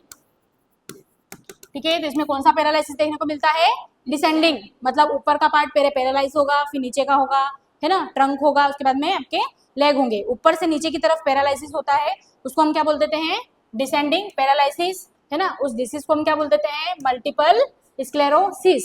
किसकी वजह से हुआ, हमारे ओलिगोडेंड्राइट के डैमेज होने की वजह से हुआ। किसकी वजह से हुआ, ओलिगोडेंड्राइट की डैमेज होने की वजह से क्या हो गया, हमारे जो सेंट्रल नर्वस सिस्टम था उसकी माइलिन शीथ को ये बनाती थी। अब जब ये सेल ही डैमेज हो गई है तो माइलिन शीथ भी क्या हो गई है, वीक हो गई है ना, प्रॉपर इंपल्सेस को नहीं पहुंचा पाएगी। उस कंडीशन में क्या हो जाएगा, पैरालिसिस होना स्टार्ट हो जाएगा। पैरालिसिस किससे होगा, डिसेंडिंग, मतलब डिसेंडिंग मतलब ऊपर से नीचे की तरफ पैरालिसिस होगा। तो हम समझ जाएंगे कि ये प्रॉब्लम किससे रिलेटेड है, सेंट्रल नर्वस सिस्टम से रिलेटेड है ना। उसके बाद में इसमें क्या होता है, तो अपन ड्रग ऑफ चॉइस देते हैं क्या, बीटा इंटरफेरॉन। ये क्या होती है, इसके लिए ड्रग ऑफ चॉइस होती है। ठीक है, बेटा इंटरफेरॉन क्या करेगी, हमारा जो ओलिगोडेंड्राइट डैमेज हुआ था इसको क्या करेगी, हील करने में हेल्प करेगी। क्योंकि हील कैसे करेगी, क्योंकि ओलिगोडेंड्राइट तो क्या है, हमारी सपोर्टिंग सेल है। ठीक है, न्यूरॉन तो है नहीं, अगर न्यूरॉन होती तो डिवाइड होती ही नहीं, है ना। बीटा इंटरफेरॉन जो रहती है वो क्या कर देगी, जो ओलिगोडेंड्राइट रहता है इसके डिवाइडेशन में हेल्प करेगी, है ना, इसको वापस से रिपेयर करने में हेल्प करेगी। क्लियर है, तो अपन को ड्रग ऑफ चॉइस याद रखना है कि मल्टीपल स्क्लेरोसिस के लिए कौन सी ड्रग दी जाती है, क्वेश्चन आएगा तो हम क्या बोल देंगे, बीटा इंटरफेरॉन। क्लियर है इतना, तो डिसीज का नाम क्या याद रखोगे आप, डिसेंडिंग पैरालिसिस याद रखना, उससे याद रखना क्या बोलते हैं इसको, मल्टीपल स्क्लेरोसिस, जिसमें ऊपर से नीचे की तरफ पैरालिसिस होता है। पैरालिसिस क्यों होता है, क्योंकि जो सेंट्रल नर्वस सिस्टम रहता है इसकी ओलिगोडेंड्राइट सेल डैमेज हो जाती है। क्लियर है इतना, तो ये होता है हमारा ओलिगोडेंड्राइट। उसके बाद में नेक्स्ट हम देखेंगे हमारे 5th नंबर की ग्लियल सेल, जिसको हम क्या बोलते हैं, श्वान सेल। ठीक है, अब श्वान सेल क्या होती है, तो ये क्या करती है, जैसे ओलिगोडेंड्राइट क्या करती है, हमारे सीएनएस की माइलिन शीथ बनाती है। कौन बनाती है, ओलिगोडेंड्राइट। वैसे ही हमारे पीएनएस की माइलिन शीथ कौन बना देगा, श्वान सेल।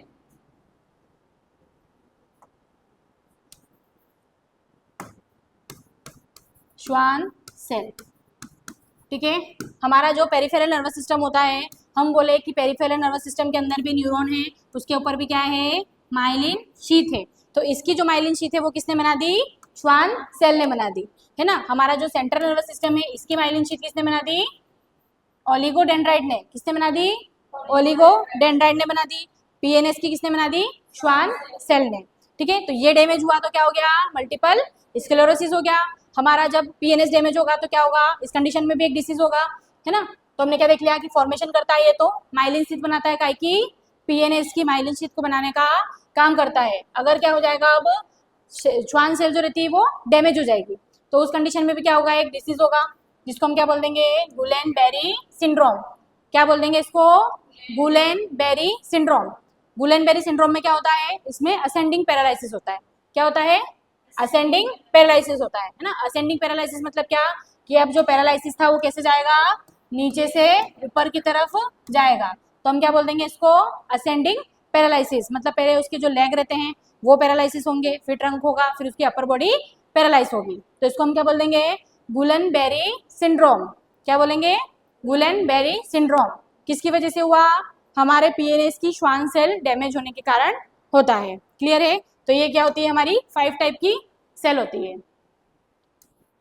ठीक है, नेक्स्ट हम देखते हैं कवरिंग ऑफ ब्रेन।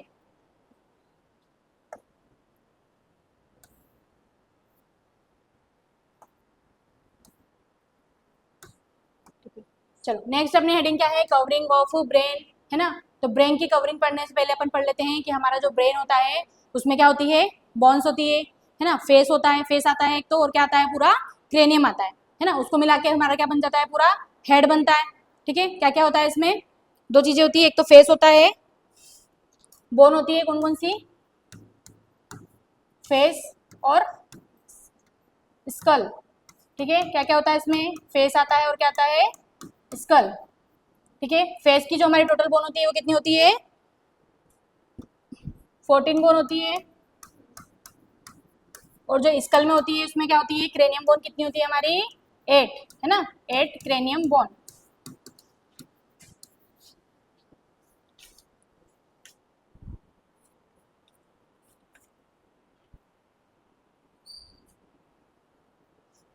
ठीक है, तो बोन अगर हम देखें तो हम किसके बारे में बात कर रहे हैं, अभी ब्रेन के बारे में बात कर रहे हैं। तो ब्रेन की देखेंगे हम, है ना। मतलब हमारा जो पूरा हेड है उसके अंदर क्या क्या होता है, तो फेस और स्कल को मिलाकर हम क्या बोल देते हैं, हमारा पूरा स्ट्रक्चर बोल देते हैं, है ना। जिसके अंदर फेस में कितनी बोन होती है, 14 बोन होती है, और स्कल में कितनी होती है, 8 बोन होती है। ठीक है, तो अब जो हमारा क्रेनियम रहता है उसको क्या करती है, एक जो लेयर रहती है वो कवर करती है। क्या करती है, हमारा जो पूरा क्रेनियम है, या हम बोल सकते हैं कि हमारा जो ब्रेन है उसको क्या करती है, एक लेयर कवर करती है।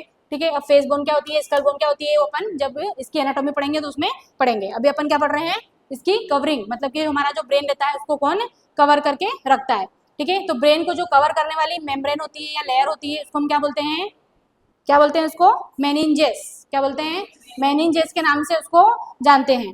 ठीक है, तो मेनिंजेस का मतलब क्या होता है, तो हम देखते हैं मेनिंजेस क्या होती है। जैसे कि ये ब्रेन है, ब्रेन का अगर अपन एक पार्ट लेते हैं तो हम देखते हैं मेनिंजेस। ठीक है, मेनिंजेस क्या है, ब्रेन की लेयर से, क्या है, लेयर्स, या हम बोल सकते हैं कवरिंग लेयर, जो हमारे ब्रेन को क्या करती है, प्रोटेक्शन देने का काम करती है। बाहर का जो भी शॉक होता है उससे प्रिवेंट करने का काम करती है। मतलब हमारे ब्रेन के ऊपर डायरेक्ट कुछ भी प्रेशर ना लगे, उससे जो प्रिवेंट करती है वो क्या होती है, मेनिंजेस ऑफ ब्रेन, या हम बोल सकते हैं layer of brain and spinal cord, है ना। मेनिंजेस जो रहती है हमारी कहाँ तक रहती है, पूरे ब्रेन को भी कवर करती है, साथ में हमारी स्पाइनल कोड को भी कवर करती है। ठीक है, तो वो देखते हैं हम मेनिंजेस क्या क्या होता है। तो इसमें क्या होती है, 3 लेयर होती है। फर्स्ट को हम क्या बोलते हैं, ड्यूरा मैटर। फर्स्ट लेयर कौन सी होती है, ड्यूरा मैटर होती है। सेकंड कौन सी होती है, एरोक्नोइड मैटर होती है। उसके बाद में क्या होती है, पाया मैटर। ठीक है, तो ये क्या होती है, हमारी 3 लेयर्स होती है। ठीक है, बाहर वाली जो होती है आउटर मोस्ट, जिसको हम क्या बोलते हैं, ड्यूरा मैटर बोलते हैं। बीच वाली जो होती है उसको हम क्या बोलते हैं, एरोक्नोइड मैटर। और जो सबसे इनर मोस्ट लेयर है, सबसे अंदर की लेयर है, उसको हम क्या बोलते हैं, पाया मीटर। जैसे कि इमेज में आपको दिख रहा है, ये जो बाहर वाली लेयर है वो कौन सी हो गई, ड्यूरामीटर हो गई, है ना। ड्यूरामीटर के अंदर जो है इसको हमने क्या बोल दिया, मिडिल लेयर को एरेक्नोइड लेयर। ठीक है, या एरोक्नोइड मैटर। उसके बाद में जो सबसे अंदर वाली लेयर होती है जो डायरेक्ट हमारे ब्रेन के न्यूरॉन से कनेक्ट होती है, उसको हम क्या बोल देते हैं, पाया मीटर। ठीक है, तो सीक्वेंस याद रखना है, सीक्वेंस में गड़बड़ नहीं करना है। सीक्वेंस याद क्यों रखना है, क्योंकि जब सीक्वेंस याद रहेगा तभी हमको पता चलेगा कि हम एनेस्थीसिया लगाते हैं तो कौन सी वाली लेयर में लगाते हैं तो वो सुन हो जाता है। ठीक है, और जब हम क्या करते हैं, लंबार पंचर करते हैं तो कौन से एरिया तक नीडल ले जाएंगे तो वहाँ से फ्लूड आ जाएगा, है ना। उसके लिए आपको क्या ध्यान रखना पड़ेगा, इसका सीक्वेंस, कि फर्स्ट कौन सी होती है, ड्यूरा होती है, इसके बाद एरोक्नोइड होती है और पाया मीटर होती है।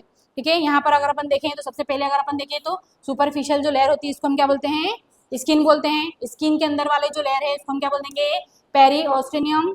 ठीक है, पेरी ऑस्ट्रेनियम के अंदर क्या आता है, अब हमारा क्रेनियम, जिसके अंदर हमारी क्या आती है, क्रेनियम बोन। जैसे कि हम बोलते हैं ना, फ्रंटल बोन है, पैराइटल बोन है, ऑक्सीपिटल बोन है, तो ये क्या होता है, हमारा पूरा क्रेनियम होता है। ठीक है। तो क्रेनियम कहाँ है? स्किन के नीचे, है ना। तो स्किन है, फिर पेरियोस्टियम है, और थर्ड नंबर पे क्या है हमारा? क्रेनियम है। अब क्रेनियम के अंदर क्या होती है? हमारी लेयर स्टार्ट होती है, जिसको हम क्या बोलते हैं? कवरिंग लेयर, है ना, या फिर क्या बोलते हैं उसको? Meninges of brain. ठीक है। कौन कौन सी होती है? फर्स्ट हो जाती है हमारी ड्यूरा। कौन सी लेयर बोलेंगे इसको? Outer most layer. बाहर है इसलिए कौन सी है? आउटर मोस्ट लेयर है। उसके बाद में सेकंड नंबर पे क्या है जो उसके नीचे होती है? वो क्या होती है? एराक्नोइड मैटर। ठीक है, जिसको हम क्या बोलते हैं? Middle layer. उसके बाद में जो सबसे अंदर होती है, जो डायरेक्ट हमारे ब्रेन से चिपकी हुई है, इसको हमने क्या बोल दिया? पाया मैटर। तो इस तरीके से अपन को पूरा सीक्वेंस याद रखना है कि कौन कौन सी लेयर्स या कवरिंग होती है। क्लियर है इतना?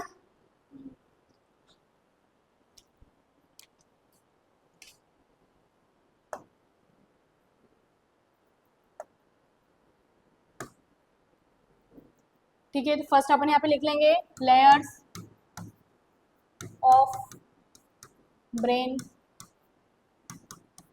या covering of brain.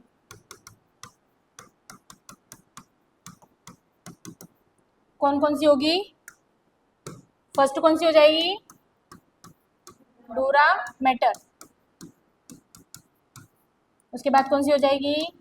एराक्नोइड matter. Inner most layer को क्या बोलेंगे? पाया मैटर। ठीक है, याद रखने के लिए हम लिख सकते हैं डूरा मैटर क्या होती है? Outer most layer. Outer most layer होती है। उसके बाद में जो एराक्नोइड मैटर होती है वो क्या होती है? मिडिल लेयर होती है। और जो पाया मैटर होता है वो क्या होती है? इनर मोस्ट लेयर होती है, सबसे अंदर पाई जाती है। Inner most layer of meninges. Clear इतना? अब एक एक लेयर के बारे में पढ़ लेते हैं, स्पेसिफिक क्या क्या होता है इनमें। ठीक है, तो फर्स्ट हम देख रहे हैं यहाँ पर ड्यूरा मीटर। तो इमेज में हमने देख लिया है कि ड्यूरा मीटर कहाँ पर प्रेजेंट होता है ना, जो आउटर मोस्ट लेयर थी। तो अब इसके बारे में पढ़ते हैं। तो फर्स्ट लाइन तो हम बोल देंगे कि ड्यूरा मीटर को ही हम क्या बोलते हैं? Outer most layer of brain, या हमारे मेनिंजेस की ये फर्स्ट लेयर होती है जो बाहर की तरफ होती है। ठीक है, उसके बाद में क्या है? It is originate double fibrous muscle tough mother. ठीक है, ये किससे मिलकर बनी होती है? Double fibrous muscle. ठीक है, फाइब्रस मसल किसे होते हैं? स्ट्रॉन्ग होते हैं। तो हम बोल सकते हैं कि जो सबसे वाला बाहर वाला पार्ट है, सबसे बाहर वाली लेयर है, वो सबसे ज्यादा स्ट्रॉन्ग है, क्योंकि बाहर से क्या करना है? उसको प्रोटेक्शन करना है ना ब्रेन को। तो इसलिए वो कैसी होती है? डबल फाइब्रस की बनी होती है।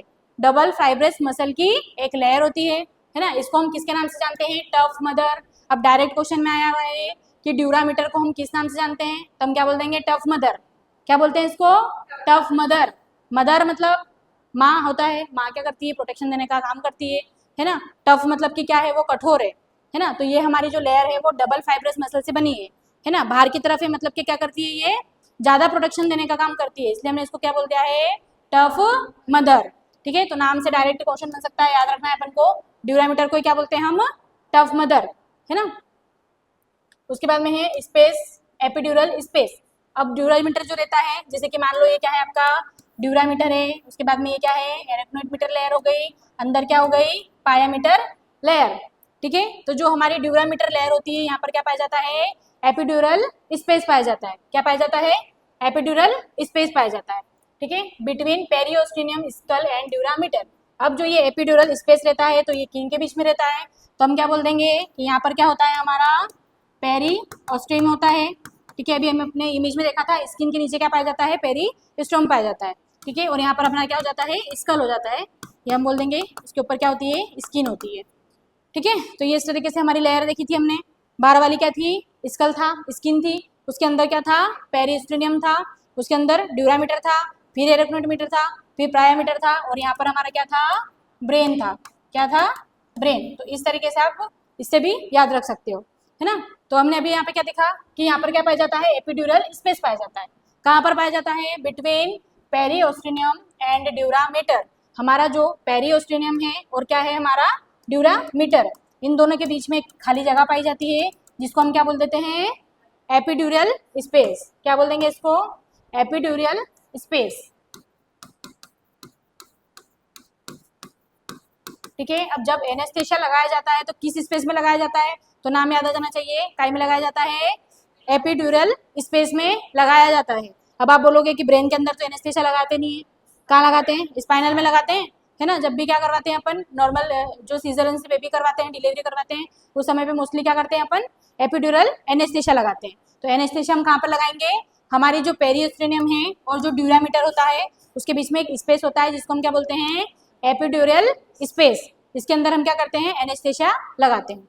समझ में आ गया इतना?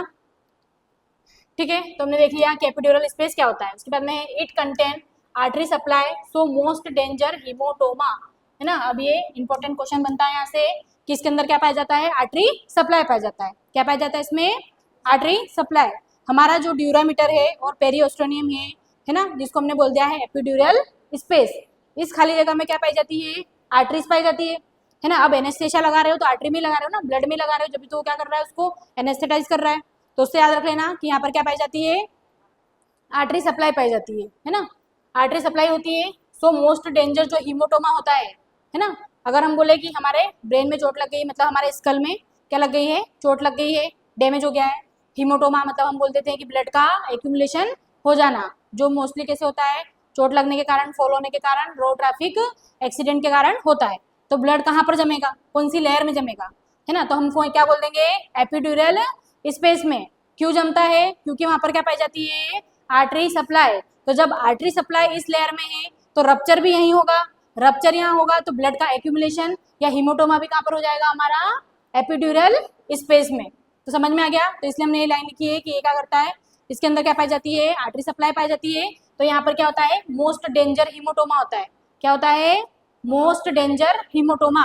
हीमोटोमा का मतलब क्या होता है? Accumulation of blood.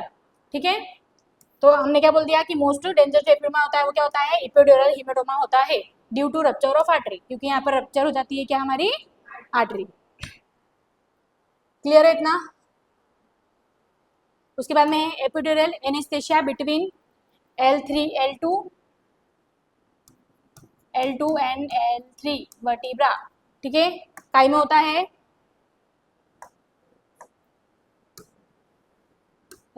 एपिड्यूरल जो हम एनेस्थेसिया लगाते हैं वो किसके बीच में लगाते हैं? L2 और L3 के बीच, है ना। हमको पता है कि जो वर्टिब्रा होता है उसमें क्या क्या होता है? सर्वाइकल आता है, सर्वाइकल के नीचे क्या आता है? थोरेसिक वर्टिब्रा होता है, उसके नीचे क्या होता है? लंबार वर्टिब्रा होता है, उसके नीचे क्या होता है? लंबा नेचर के क्या होता है? सेक्रल, सेक्रल वर्टिब्रा होता है, लास्ट में क्या होता है? कॉकिंजल या कॉकेक्स होता है।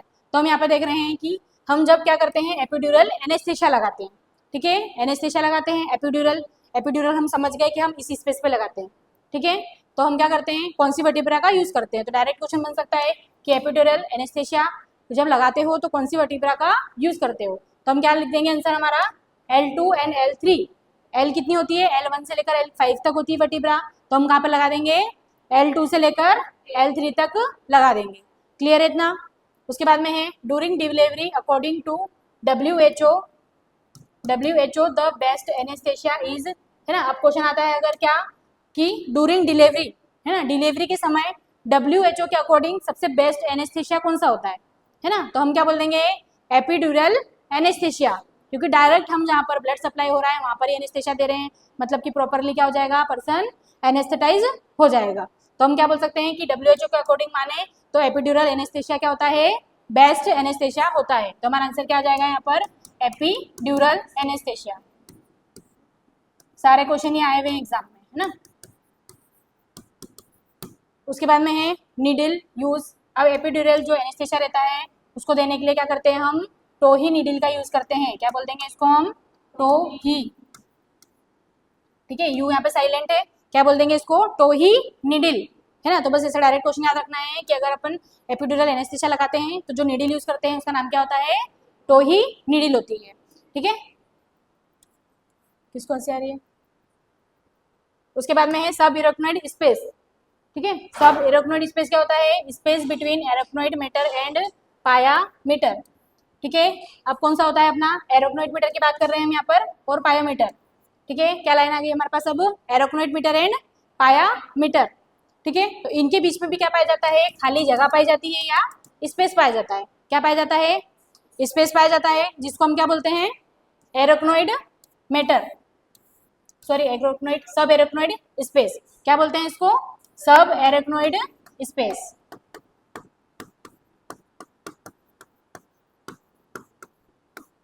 ठीक है, तो हमको याद रखना है कि हमारा जो एरोक्नोइड मीटर होता है और एक क्या होता है, पाया मीटर होता है, उसके बीच में एक स्पेस पाया जाता है जिसको हम क्या बोलते हैं, सब एरोक्नोइड स्पेस के नाम से जानते हैं। ठीक है, तो ये याद रखना है हमको, डायरेक्ट आ जाता है कि सब एरोक्नोइड स्पेस क्या होता है, तो हम क्या बोल देंगे, space between एरोक्नोइड metre and pia metre. अब ये स्पेस जो रहता है वो इंपॉर्टेंट क्यों है, क्योंकि इसी स्पेस के अंदर हमारा जो CSF रहता है वो क्या होता है, प्रेजेंट होता है, CSF प्रेजेंट। ठीक है, क्वेश्चन आ गया डायरेक्ट कि आपका जो CSF है वो हमारी इन सब लेयरों में से कौन सी लेयर के अंदर बहता रहता है। CSF हमने देखा था कि बना कहाँ से है ना, अब वो जो रहता है सर्कुलेट होता रहता है कंटिन्यूसली हमारे ब्रेन एंड स्पाइनल कॉर्ड में, तो वो कौन सी लेयर के अंदर बहता है, तो हम क्या बोल देंगे, सब एरेक्नोइड स्पेस, है ना। याद आ जाना चाहिए कि जो ब्रेन से चिपकी हुई थी लेयर पाया मीटर और उसके बाद वाली एरेक्नोइड मीटर, उसके पास में ही क्या पाया जाता है, हमारा CSF, है ना। अगर दूर वाली लेयर में होता तो वो फिर ब्रेन को प्रोटेक्शन कैसे देता। फ्लूइड का मतलब ही ये था कि क्या करे, कोई भी बाहर से शॉक आ रहा है तो क्या कर ले, उसको एब्जॉर्ब कर ले, मतलब ब्रेन को डायरेक्ट प्रेशर नहीं लगने दे। तो उससे याद आ जाएगा आपको कि पाया मीटर एंड एरोक्नोइड मीटर के बीच में एक स्पेस था जिसको हम क्या बोलते हैं, नाम इसका एरोक्नोइड से याद रखना है, बस सब लगा देना है, सब एरोक्नोइड स्पेस, जिसके अंदर क्या होता है, हमारा CSF जो रहता है वो रेगुलेट होता रहता है। क्लियर है इतना, तो ये हमारा क्या हो जाता है, ड्यूरा मीटर हो जाता है। उसके बाद में नेक्स्ट क्या आता है, एरोक्नोइड मीटर। ठीक है, अब एरोक्नोइड मीटर क्या देखा था हमने, ड्यूरा मीटर था हमारा, तो वापस से हम यहाँ पे देख लेते हैं कि हमारा ये ड्यूरा मीटर था, ये एरोक्नोइड मीटर था। इस डायग्राम को, मतलब इस लेयर को आपको नहीं भूलना है, अगर ये लेयर भूले तो इसमें से कुछ भी क्वेश्चन अपन एग्जाम में नहीं कर पाएंगे। ठीक है, तो बस ये तो आपको भूलना ही नहीं है, इससे याद रख लो इसको, D आता है, फिर A आता है, फिर P आता है। ठीक है, तो अपन को याद रखना है, ड्यूरा मीटर आउटर मोस्ट है, मिडल कौन सी है आपकी, एरोक्नोइड, और सबसे इनर कौन सी है, पाया मीटर है। ठीक है, अब अपन जो सेकंड लेयर पढ़ रहे हैं, कौन सी पढ़ रहे हैं पर, अब एरोक्नोइड मीटर, मतलब अपन इसके बारे में बात कर रहे हैं, है ना, कि इसमें क्या क्या होता है। तो it is a middle layer, सबसे पहली बात तो क्या होती है कि ये मिडल लेयर होती है, सबसे सेंटर में पाई जाती है। उसके बाद में है it is a single layer of fibrous tissue, ये किसकी बनी होती है, single layer of fibrous tissue. Dura mater हमने देखा था, ये किसकी बनी थी, डबल लेयर की बनी थी, और हमारी जो एरोक्नोइड है वो कैसी बनी है, single layer of fibrous tissue. बाहर से ज्यादा प्रोटेक्शन देना था, टफ मदर थी इसलिए वो डबल फाइब्रस की थी, उसके अंदर वाली जो है वो भी फाइब्रस की है पर वो कैसी है, सिंगल लेयर है। क्लियर है इतना। उसके बाद में है सिंगल ट्रांसपेरेंट लेयर, ये कैसी होती है, ट्रांसपेरेंट होती है ना, पारदर्शी होती है। उसके बाद में है space, sub arachnoid space, space between arachnoid mater and pia mater. ठीक है, इसके बीच में क्या पाया जाता है, स्पेस पाया जाता है, जिसके बारे में आगे अपन ने भी देख लिया है ना, जिसको हम क्या बोलते हैं, सब एरेक्नोइड स्पेस बोलते हैं, वही लाइन यहाँ पर लिखी है। ठीक है, उसके अंदर क्या प्रेजेंट रहता है, CSF प्रेजेंट रहता है, जिसको हम क्या बोलते हैं, सेरेब्रो स्पाइनल फ्लूइड। उसके बाद में लंबार पंचर, जब हम क्या करते हैं, लंबार पंचर करते हैं, अब इससे क्या क्वेश्चन बन सकता है कि लंबार पंचर एक प्रोसीजर होती है फंडामेंटल की, जिसमें हम क्या करते हैं, CSF का सैंपल लेते हैं फॉर एग्जामिनेशन, है ना। एग्जामिनेशन करना है हमको तो हम क्या करते हैं, लंबार पंचर करते हैं, वहां से फ्लूइड निकालते हैं, जिसको हम क्या बोलते हैं, लंबार पंचर बोलते हैं। लंबार पंचर में क्या रिमूव करते हैं हम, सेरिब्रो स्पाइनल फ्लूइड, नीडल को इंसर्ट करके कुछ फ्लूइड निकाल लेते हैं और उसका क्या करते हैं, एग्जामिनेशन। इससे हम पता लगाते हैं कि अंदर हेमरेज हुआ है या अंदर हमारा जो ब्रेन है वहाँ पे मेनिंजाइटिस है या कोई इन्फेक्शन है, इसका पता लगाने के लिए हम फ्लूइड का सैंपल लेते हैं।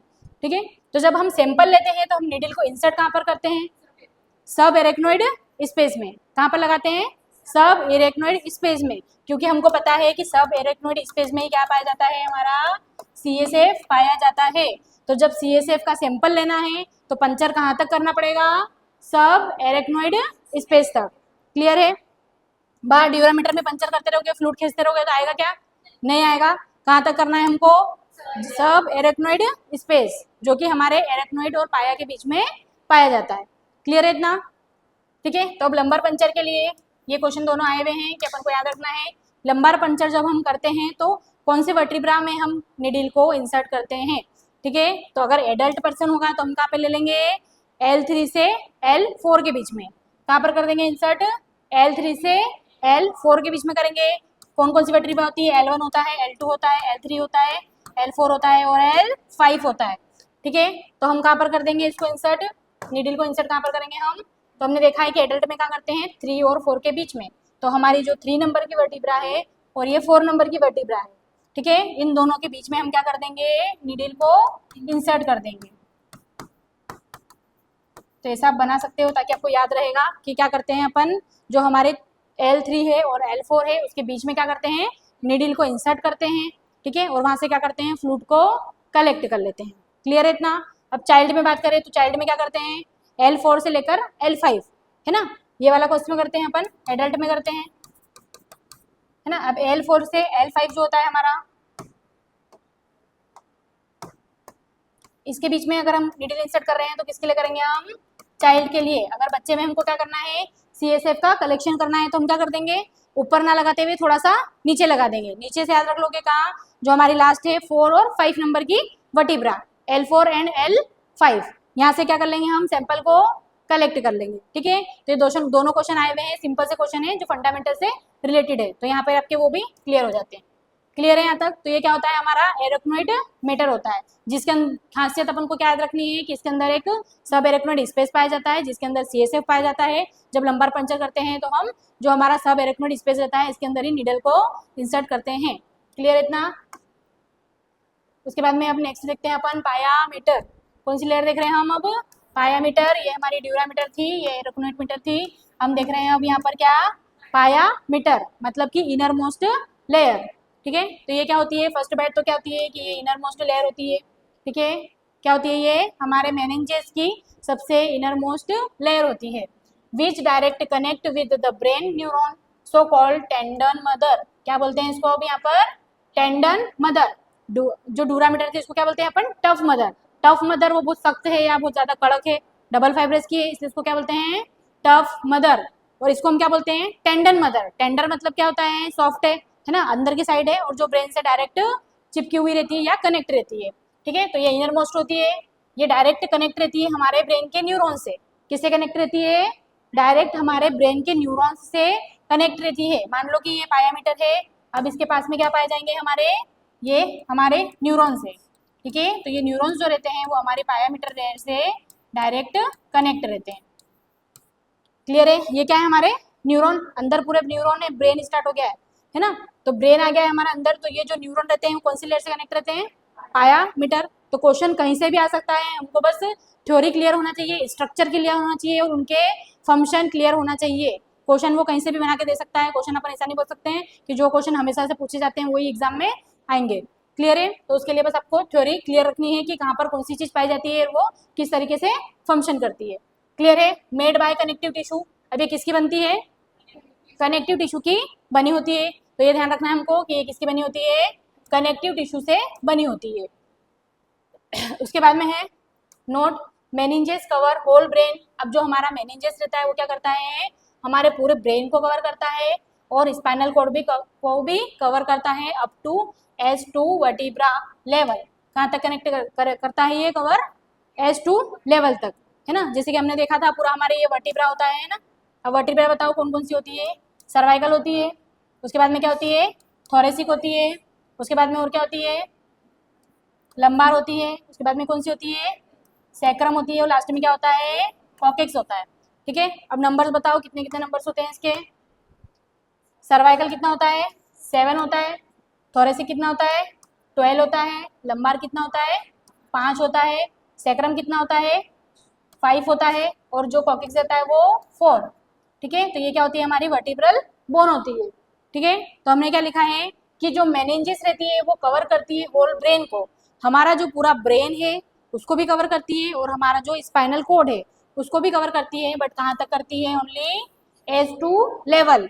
मतलब हमारा ये S5 है ना, जैसे कि S2 यहाँ पर आ गया हमारा, S1 S2 S3 S4 S5, तो S2 लेवल तक क्या करती है, यहाँ तक पूरा कनेक्ट करने का या कवर करने का काम करती है ना। मेनिंजेस स्टार्ट कहाँ से हुई, पूरे ब्रेन को कवर कर लिया, और हमारे स्पाइनल तक भी आ गई, और हमने बोल दिया कहाँ तक आ गई, ये S2 लेवल तक आ गई। हमारा जो सेक्रम 2 था वहां तक क्या कर लिया, इसने पूरा कवर कर लिया। क्लियर है इतना। तो ये क्या होता है, अपना लास्ट मेनिंजेस होती है, जिसको हम क्या बोलते हैं, पायामीटर।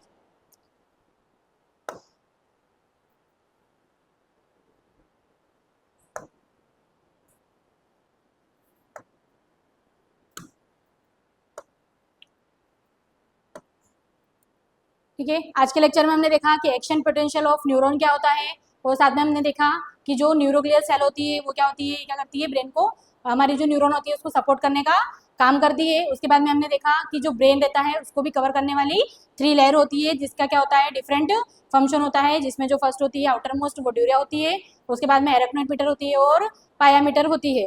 ठीक है, नेक्स्ट वाले लेक्चर में हम आगे पढ़ेंगे जो हमारे पूरा जो नर्वस सिस्टम होता है उसके क्लासिफिकेशन के बारे में पढ़ेंगे कि जो ब्रेन रहता है उसके कितने पार्ट्स रहते हैं और कौन कौन सा जो पार्ट रहता है वो क्या क्या फंक्शन करता है। अगर आपको लेक्चर पसंद आया तो लेक्चर को लाइक करें एंड चैनल को सब्सक्राइब करें, एंड कुछ डाउट हो तो कमेंट सेक्शन में आप डाउट क्लियर कर सकते हो। Thank you very much.